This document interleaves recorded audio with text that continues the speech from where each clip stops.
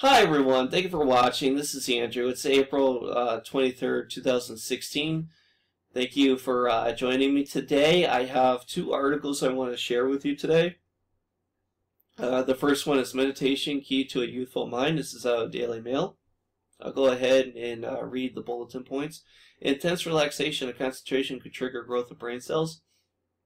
Average 50-year-old who meditated had a brain of 43-year-old scans found. Brain shrinkage linked to Alzheimer's and other memory-robbing diseases.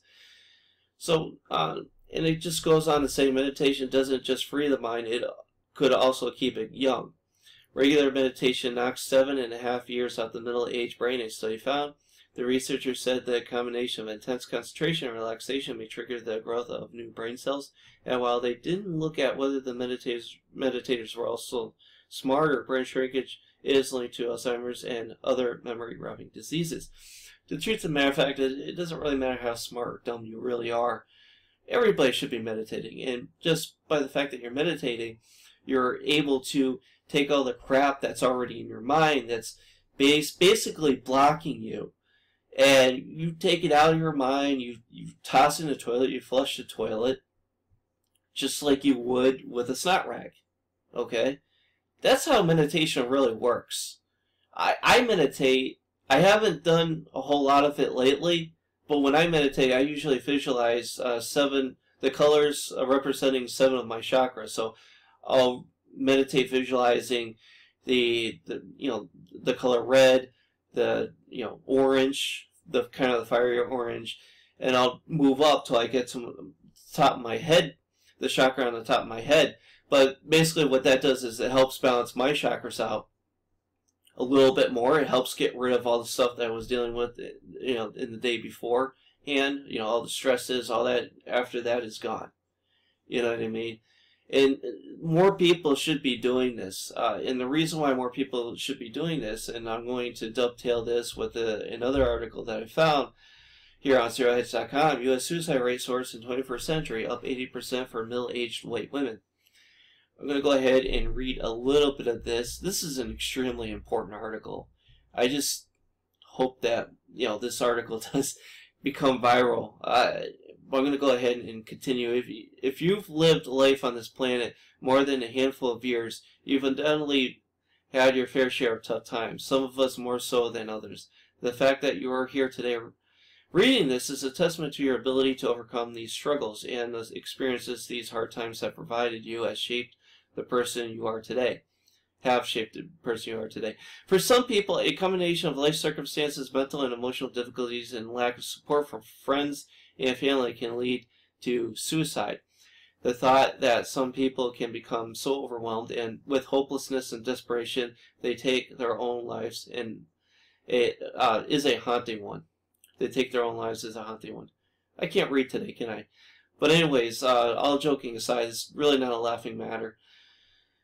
The truth of the matter of fact is, I think this can go back to meditating. This really proves right here that meditation needs to become more mainstream, right? People need to start doing this because people are so dependent on the medical industry, the pharmaceutical industry.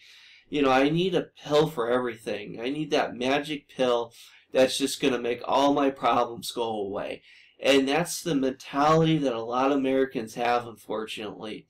I'll give you an example of a situation that I was in. I had massive heartburn, so bad to the point where I couldn't breathe. You know what I mean? And I had to leave work early one day because of it. So I went to the doctor.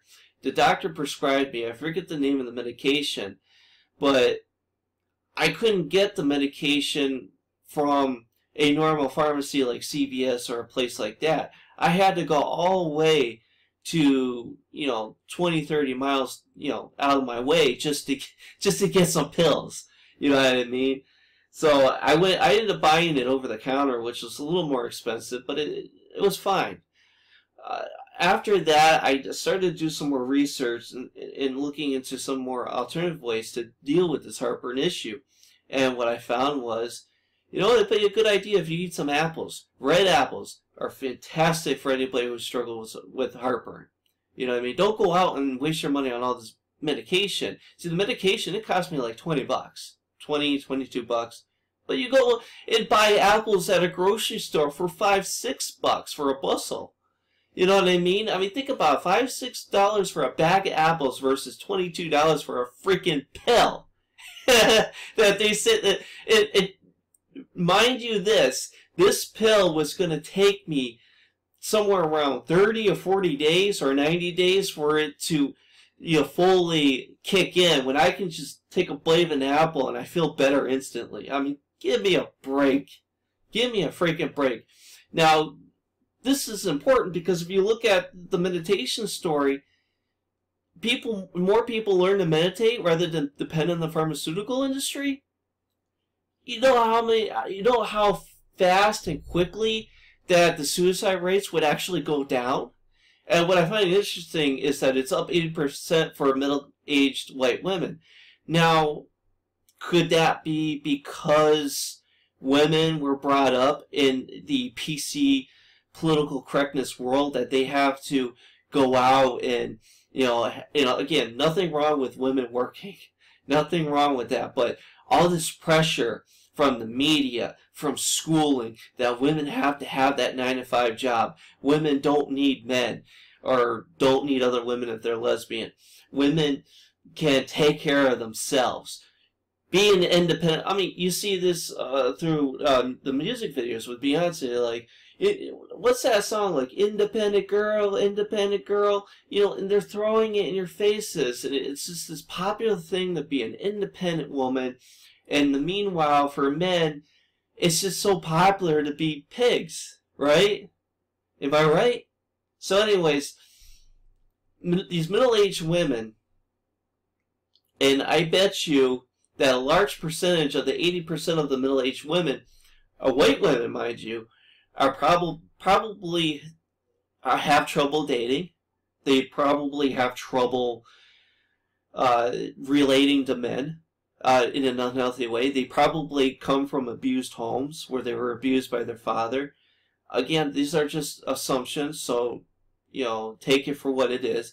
But these women have had some really serious issues that they just can't get addressed, because we live in a culture where if you just take a pill, you're good to go. You're golden.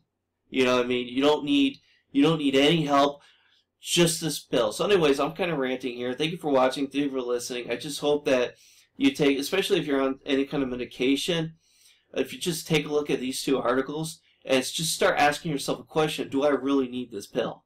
You know, or are there other ways that I can look into, you know, improving my mindset, my mental health? That's it.